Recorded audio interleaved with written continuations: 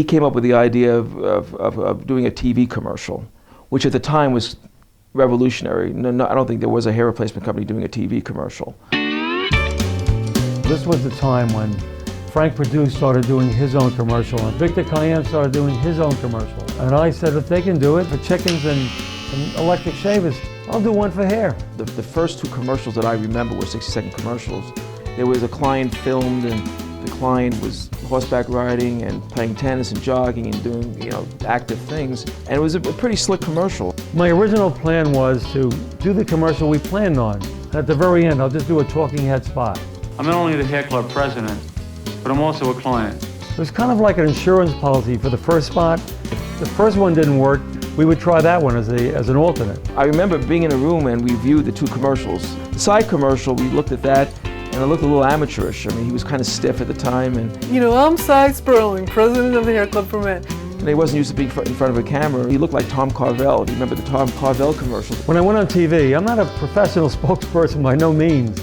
I memorized the spot. I'm not only the hair club president, I'm also a client, and the rest was history.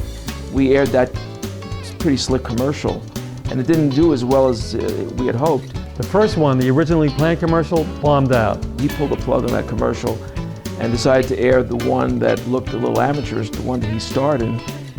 And it was remarkable. I mean, the leads just went through the roof.